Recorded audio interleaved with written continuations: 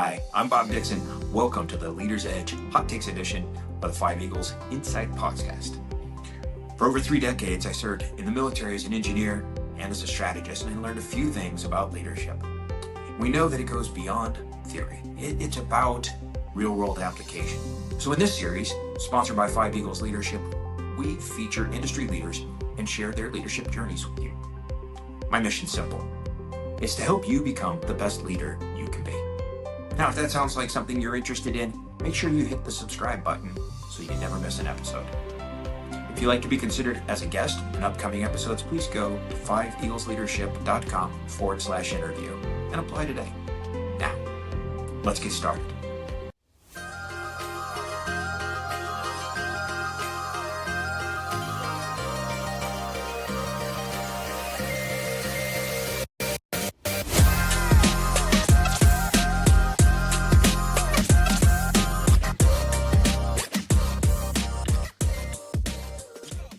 Welcome back to the Leader's Edge podcast. I'm Marisa McClure, and with me today is Isabella Maldonado, joining us from Paris, France. I'm very jealous. Isabella is the founder and CEO of Master It and the co-founder and co-CEO of Acquired. Thank you for being here, Isabella. Thank you, Marisa, for inviting me. I am extremely happy to be joining all the way from Paris, where thankfully the sun came out today, so I'm in a really happy mood. That's awesome. And yeah, I should start with introducing myself. I'm a consumer-first entrepreneur. I guess that's the way I like to put it. I really like to work with a lot of direct consumers, but I'm mostly focused on unlocking human potential. I would say if I would describe my mission in a few words, that would be it. My first company, Acquired, is an AI startup that is revolutionizing e-commerce. We're really focusing on streamlining the whole checkout operation. And for Master It, where I'm the sole founder, our mission is really to redefine education and really transform how people build their professional futures and their skills as we move forward. Because with all the technology integration, especially for me, my career path has been very out of the ordinary. And I understood that a lot of the skills that I needed when I was first building my tech startup and other businesses I had in the past were not really coming from the traditional educational roles I was having either at university or at school. It was really a lot of self-taught. So how could I bring that and make that the new standard of education, really to empower other entrepreneurs and the new generations to pursue different careers, which we won't even know what jobs are going to exist in the next 5 years because of how rapid technology is advancing. So that's me. Yeah, I love that you said you had sort of an out of the ordinary path. That I think that builds a lot of resilience, right? I definitely had a similar out of the ordinary path in my career. Okay, so what would you say is the biggest problem that you see in your industry, and how are you solving that for yourself or your clients? The biggest issue I'm seeing, and I'm going to speak as well as a young entrepreneur in business, and just my peers who are also getting into the workforce, transitioning jobs, as well, all the conversation on social media, is a massive gap in skills and adaptability when it comes to entering the job market. There's many talented individuals. I get CVs and resumes that I even connect with on LinkedIn, that many ask the question of, how can I reach my dreams, right? How did you build this? How can I land that job? But when I really discuss with them, there's a lot of unclarity on how to really pursue those steps forward. And I also meet a lot of small business owners with the same really unclear strategy as how to move forward. And most of it's because, again, there's all these big competitors with a lot of technology, and we wake up one day and there's a new rival to ChatGPT and there's things moving. And even me within the technology industry with my other company, I sometimes cannot even keep up. So I cannot imagine everybody else. And I think that that's really one of the major issues I'm seeing across every industry, from fashion to e-commerce to technology, finance, and beyond. Yeah, so everything's just moving so quickly, it's hard to keep up. Yeah, I definitely feel that. there's so many news headlines. It's where do I look? I have four different, before it went from reading four different websites in the morning, one for each industry to really just get my head in there, to having 10 different Wow. newsletters in my Yeah. email because each one has a different opinion and it's Europe and it's US. And Right. it, so I feel that that overwhelm and plus the adaptability to how to react to it, it's Mm. really, keeping a lot of people stagnant. Yeah, that makes sense. I think it can make you really kind of almost just freeze and like, I'm overloaded, I'm overwhelmed, I'm not sure what to do next. Like, how do I even just get moving into the right direction? So, yeah, that makes sense. All right, so who is your ideal client? And what are some of the major outcomes they can expect from working with you? The first thing I'm going to say is if you're ambitious and you have big dreams, you already check my first box. I really like working with individuals who are just excited about pursuing either their career path or their business, and that they really want to, just become top of industry and really dominate their skills. Especially clients can expect mastery of complex topics, specifically AI and automation, because again, coming from the technology side, I've worked with blockchain and artificial intelligence for more than 4 years now with different startups here as well in Paris in the largest startup campus, Station F, which Apple, Meta, like all these big companies are hosted there. So it really had a lot of technology exposure, but from the business perspective, which has allowed me to really attune myself to how to use these tools to really maximize my efficiency. So I would say the first one is really straight to the point knowledge, as well as sharpen communication and networking skills. Again, being within the tech industry, talking to investors, meeting different people has really sharpened my way of connecting with someone, sealing a business deal, opening an opportunity. And so many people often are shy about it or, again, really don't know how to proceed. So I can help you with that as well. Optimizing your workflow now more than getting an understanding of how to use AI and all these different tools, I can actually help you craft a strategy to optimize your business or even your career search, your skills, to not spend 8 hours in your computer and trying to figure out what to do next, looking at all these YouTube videos, but really a tailored plan that's for you. And really, I feel like the unique thing about working with me, or what I've also heard from my clients, is that all the strategies I built are really not just theory, because, like I said before, my mission is really to unlock that human potential. And with Master It is to redefine what education actually is. And for me, education is when you apply the skills that you're learning. It's not essentially just, reading something and that's learning. So all the strategies I built are really with actionable steps as to what to do next, and in a way that's a blue ocean strategy. So it's not, again, because of technology and innovation, the way that I'm going to recommend you automate your business or you search for your new career path, you optimize your LinkedIn, etc. It's not going to be the way that everybody else is talking about or a certain newspaper published. It's really going to be tailored to you and what your skills are to make you shine. Yeah, that's great because we want to be able to provide that sort of personal touch and make sure that, we're giving each individual client what it is they need to maximize their success. Yeah, I that's great. I agree. And I think what we were talking about before with the overwhelm aspect, we get me giving the example of getting 10 different newsletters to my email. Imagine how recruiters feel with a certain job, or even how clients feel with all these different ads. So how can you optimize your presence in the market, whether it be as a business owner or as a young professional or just an overall professional, to really distinguish yourself and putting yourself out there? And that's really where I come in to just make you that diamond that people can say, I want to work with them and not with anybody else. Great, yeah. So you've touched a little bit on how you're unique in the services that you provide. Is there anything else you want to share and kind of what makes you unique and how you support your clients? Yes, I feel like innovation, etc. One of the things you're going to really touch base with me is mindset work. In all of the products that I sell on Mastered, it's just digital coaching guides that take you from 0 to 100. There's always going to be a chapter, and as well in the consulting sessions that I have for businesses and individuals, where we focus on your mindset. in business, one of the biggest lessons I've learned, and we touched upon this as well in the beginning, how it teaches you resilience. And I think 75% of what happens in business, it's an emotional strength and an emotional roller coaster that you need to learn how to navigate if you want to achieve a certain success.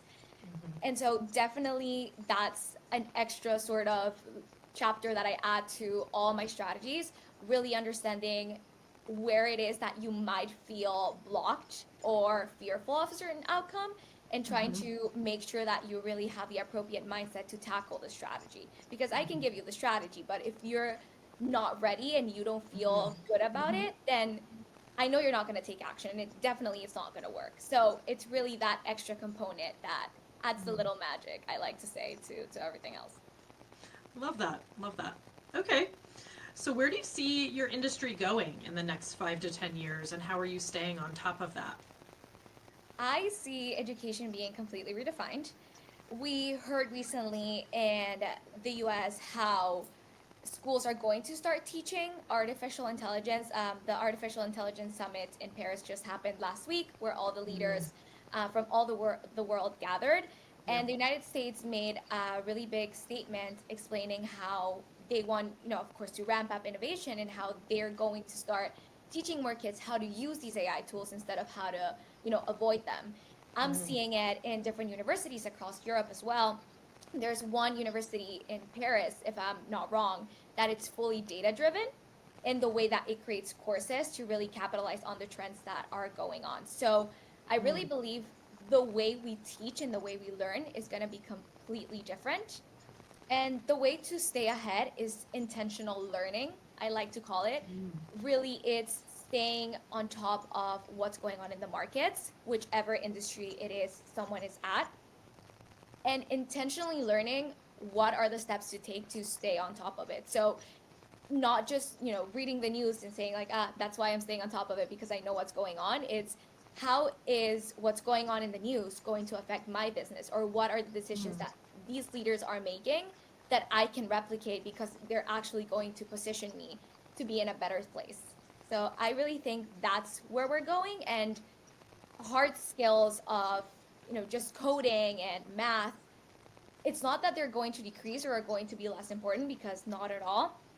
But schools will really have more of a focus on soft skills and critical thinking, because it's something that artificial intelligence, no matter how advanced the model is, believe me, is not yet there to replicate. It's very, very smart, but the output still depends on your input.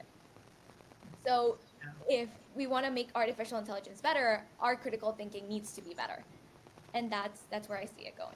I don't know what you Yeah, think. I think it's hard to automate emotional intelligence, right? Because there's just a human element to that, and things like empathy are hard to replicate in automation.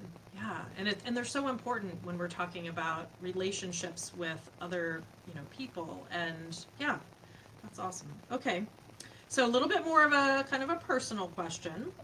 What would you say is the biggest failure or challenge you have faced thus far, and how has that helped shape you and how you do business? I love questions like this. Me too. Right? I feel like they tell you so much about a person, but at the same time, to whoever is listening, to know that it happens to everybody. Like, you're not alone. Yes. If any Yes. business owner or just, professional, etc., is going through that rough patch, we're all going through it together. Yes. So I think that's the first thing. But I really don't believe in failure, simply because in the dictionary, if you research the meaning of failure, it means when something stops working. So for me, failure is basically when you die, when you're no longer active, when you're no longer trying. So I've made a lot of mistakes and I've had a lot of challenges. I do feel I still have a long way to go. I think I'm just at the tip of the iceberg, which makes it way more exciting. But my biggest recent challenge that really, really shaped me, I would say, in the way I now conduct business is fundraising. So, talking to different investors and venture capitalists, everybody talks about the process, but it is quite different going through it. And it really has taught me three key lessons that I don't know if I'm okay to share. Please. I would say that number one, it's really to never hesitate to ask for what you want. And this one, especially, and I'm gonna dedicate it especially to all the female listeners out there, because we often feel the need to really justify ourselves even before asking for what we're asking for. And what I've noticed is that when you want something, you really just have to get out of the gate and say it, because that's what people are expecting, and what they're going to buy into is your confidence. So that's the first one. Um, and number two, I would say it's really to don't blindly follow any advice that you seek. Even me, like, please take all the things that might apply to your situation, but everybody is figuring it out as they go. Because I would remember at the start of my fundraising journey, I would read every blog, watch every YouTube video, talk to every entrepreneur. Every article that's out there, I've read it. I can promise. I've done all the different versions of the pitch decks, I've done all the different versions of the emails, and the amount of time that I wasted trying to be perfect according to many different opinions was incredible. Like, when once I stopped, quote unquote, following the playbook of what I was supposed to be doing and really understood my strategy, my strengths, and applied the knowledge that worked for me, I started seeing crazy results back. Again, I did take information from, accredited resources, entrepreneurs, etc., but I tailored it to fit my path, not the other way around, where I'm tailoring myself to fit that the other path. So Yeah. that's a great lesson to learn, because we often get consumed in how it needs to be, and Right. everybody's figuring it out. So I think that that's a big lesson.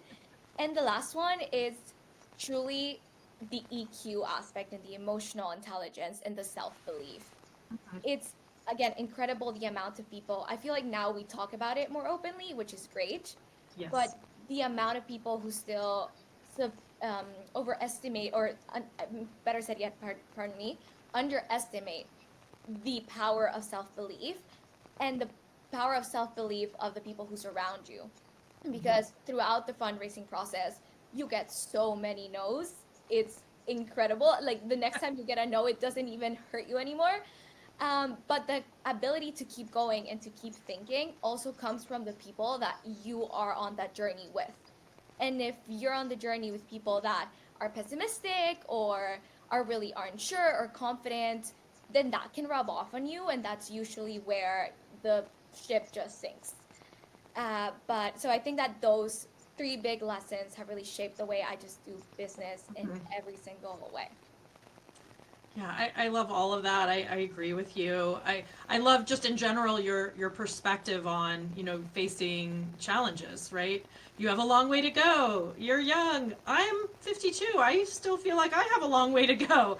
I think we never stop learning and growing. And the minute you think you've got it all figured out and there's, no learning or growing left for you, like that's the biggest problem, right? Is not understanding that we can all always improve. So that's a great, perspective to just have in general, and I love your different philosophies. So that's awesome. Thank you for sharing it. Yeah. Okay. So what is the next area of growth, whether it's for you or for your business, whichever one you want to focus on? You got a lot going on. So what's coming up next? I have a lot going on, and I'm the type of person that loves to have a lot going on. Yes, next stage is actually just really growing both businesses. Well, the AI startup, it's a lot of just hands down product development, which takes it, it consumes my time, but it's something I love. And then with Master It, it's really expanding also the skill sets that we are able to bring to people. So as of now, our main expertise has been just artificial intelligence, again, because it's my main domain, and the personal branding aspect of it, how to build yourself, to market yourself, to make yourself unique. But there's many more skills that many other people still don't know how to manage. For example, finance for a small business, all those courses which are sort of outdated in all the platforms that are out there now, Coursera and all these different courses that are incredibly long for absolutely no reason when you just need X, Y, and Z. And that's really the next frontier, bringing way more skills to people in a more, as well, affordable way that can get them to where they need to go. So just growth, overall growth and learning for both businesses and many more. Awesome. Sounds great. Okay, fun question. If you could have lunch with anyone, dead or alive, who would you choose and why? I have so many people I want to meet. But my answer, I need to preface, setting aside all political notions, I would love to have lunch with Elon Musk simply for the fact that who can say that as a 6, 7 year old you were dreaming about putting people to Mars, and now as a 40-year-old plus man you are on the way to making it happen? For me, that is absolutely incredible, regardless, like I said before, of political associations or just every single aspect. It's really his ability to dream that big and to be able to reverse engineer every single step to make it happen. And I don't know if you read his biography, but I think it's a masterful piece of work in also understanding the many mistakes and the many growth and challenges and learning one goes through that we don't see on the cover of Forbes or we don't read on Bloomberg News. And it's a good reminder that things take time, but that unconditional self-belief to create something that's not just for yourself but will change the world or revolutionize humanity in some way, for me it's incredibly impressive. I feel like I would sit down and I would just listen to him talk about how to put people on Mars and be like, I want to buy a ticket. Like, I want to go too. He's definitely a fascinating person. So, like you said, regardless of, any of the things that are going on right now, he's definitely someone who would be interesting to talk to, for sure. Yes. Yeah. All right, great. Love that answer. Okay, so what is the best way for people to contact you if they want to learn more about your businesses or they want to work with you? How can they track you down? Of course. The easiest way to find me is just through my LinkedIn. It's my name, Isabella Maldonado. And you'll see me, my profile picture is like purple and blue, so it'll definitely stand out as you find me. And you'll find the information of both my businesses there, as well as you can DM me on LinkedIn as well. I'm very responsive. I like to hear about other entrepreneurs and other businesses, always really trying to grow my network to, make amazing things happen. I always say that the people that work with me, it's like equal give and take. If if you work for me, then I'm going to help you with my network in some way, or, if I give you this referral, then this and that. So I really just try to build a value chain community in any way. So yeah, just add me on LinkedIn and you'll find everything there. Great. Well, thank you so much for joining me today. I love your energy and your positivity. And I'm glad the sun came out this morning, and maybe that's where some of it's coming from. The sun. That's great. Yeah. I was out of town over the weekend in a cold climate, and I'm back in Florida, and I am very happy to be back in my Florida weather in the winter. So No, but here it's still cold, so I am jealous of you now. I can deal with cold if I have the sun, though. It makes such a difference, right? It makes such a difference. All right. Well, thanks so much for joining me today, and good luck to you as you move forward with both your businesses. Thank you so much, and good luck to everyone listening as well. All right, great, thanks. Hey, thanks for tuning in to the Leader's Edge Hot Take Series. I hope you found today's insight meaningful, valuable, and that you're ready to put them into action. Now, if you enjoyed the episode and want to keep improving your leaderships, be sure to subscribe so you don't miss out on any future episodes. I post new content every week, packed with strategies, tips, and real-life examples to help you lead with impact. Now, remember, great leadership isn't just about guiding others, it's about continuously growing yourself. If you'd like to be considered as a guest for upcoming episodes, please go to 5eaglesleadership.com/interview to apply today. Keep pushing, keep learning, and I'll see you in the next episode. Be awesome.